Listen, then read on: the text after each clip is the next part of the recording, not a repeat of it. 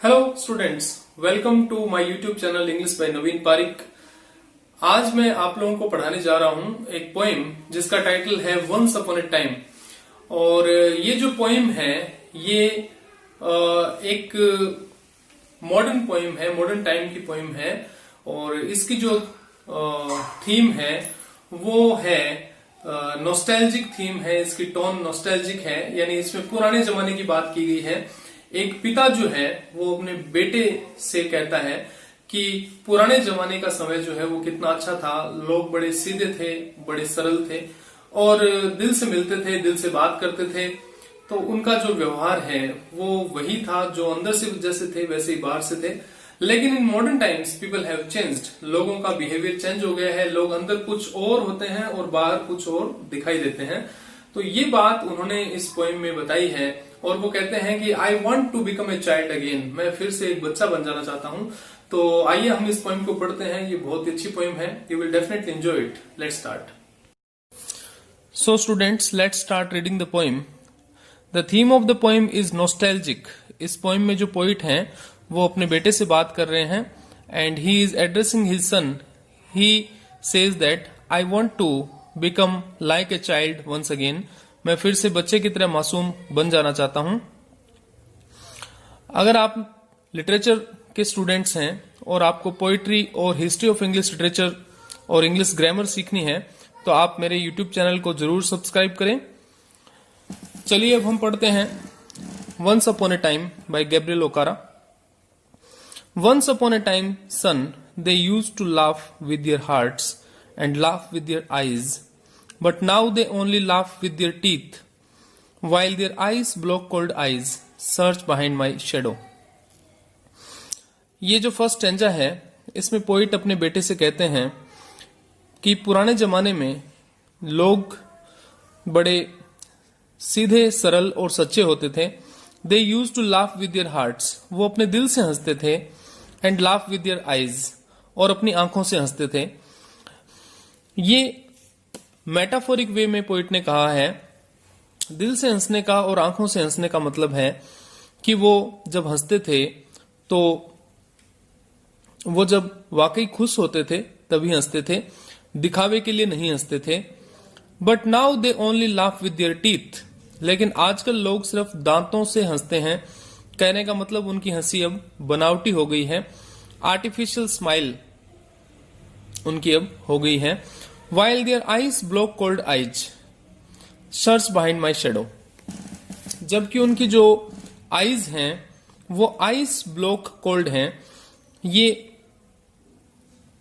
एक तरह से मेटाफर का यूज इसमें पोइट ने किया है। बर्फ जैसी ठंडी आंखें, यानी भावना शून्य, विदाउट एनी फीलिंग्स। जब वो हंसते हैं तो उनकी आंखों में कोई भाव नहीं होता है, यानी वो नकली हंसी हंसते हैं। जबकि उनकी जो इच्छा है वो किसी व्यक्ति के बारे में और वो उसके महत्व को देख करके, उस व्यक्ति के और लेवल को देख करके, यानी वो व्यक्ति कैसा है, कितना बड़ा आदमी है, उस हिसाब से उनके चेहरे पर भावना आती है। सर्च बिहाइंड माई शेडो, वो किसी व्यक्ति के और महत्व को देख करके ही उसी के अकॉर्डिंग उससे बात करते हैं। यानी अगर बड़ा आदमी है तो वो उसके सामने अलग तरह से बिहेव करेंगे और अगर कोई छोटा आदमी है तो अलग तरह से बिहेव करेंगे। There was a time indeed they use to shake hands with their hearts. एक समय ऐसा था जब लोग दिल से हाथ मिलाते थे। बट दैट इज गॉन सन। लेकिन अब वो समय चला गया है। कवि अपने बेटे को कहते हैं now they shake hands without hearts. अब लोग बिना दिल के हाथ मिलाते हैं। While their left hand search my empty pockets. जबकि वो व्यक्ति के एम्प्टी पॉकेट्स का मतलब हो गया कि अगर व्यक्ति गरीब है या उसके पास ज्यादा पैसे वाला वो नहीं है तो लोग उसके अकॉर्डिंग और उसके साथ बिहेव करते हैं। जब वो हाथ मिलाते हैं तब भी वो ये देखना चाहते हैं कि ये कितना बड़ा आदमी है, कितने पैसे वाला है या कितना इसका नाम है। उसी के हिसाब से लोग उसके साथ हाथ मिलाते हैं और उससे बात करते हैं। Feel at home, come again they say, and when I come again and feel at home once, twice, there will be no thrice. For then I find doors shut on me. Feel at home, come again. अब देखिए, कवि कहते हैं कि लोग किस तरह से और डुअल बिहेवियर करते हैं, दोगला व्यवहार करते हैं।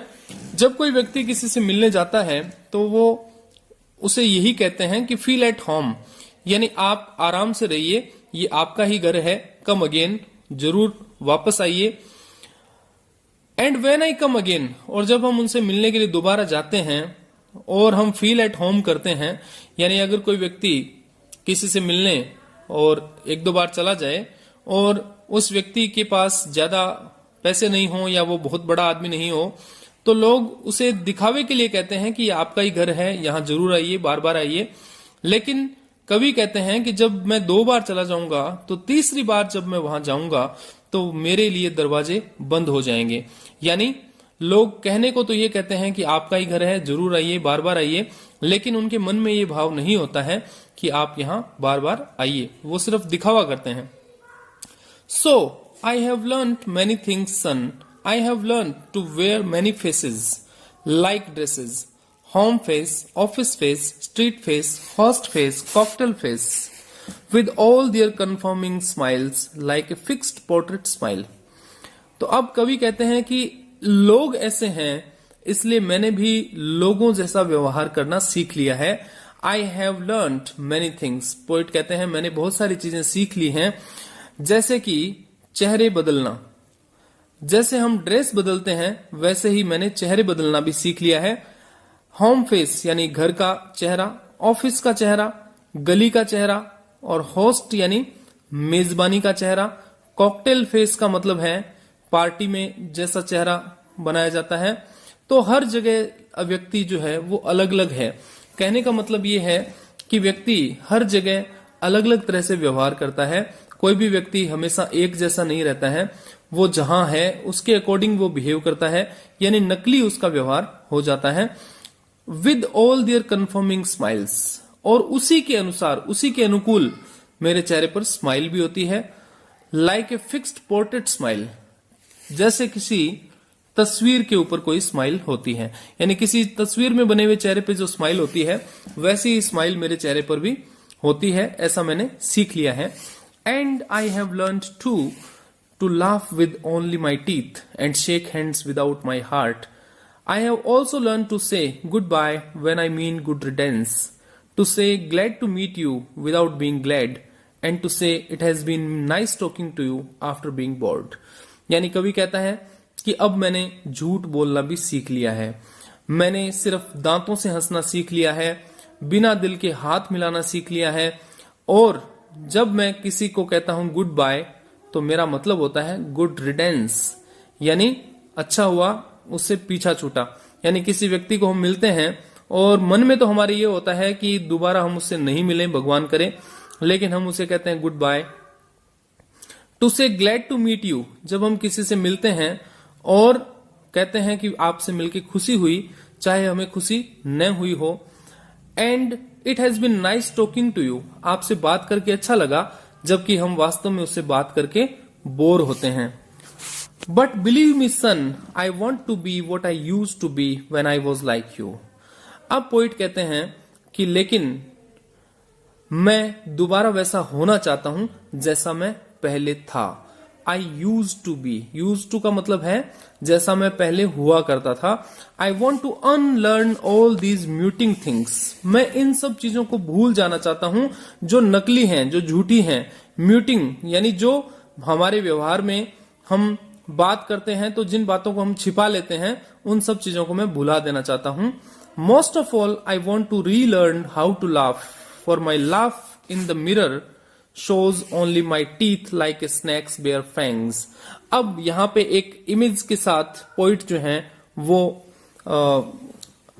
पोइम को थोड़ा बिटर वे में अपनी फीलिंग्स को एक्सप्रेस करते हैं।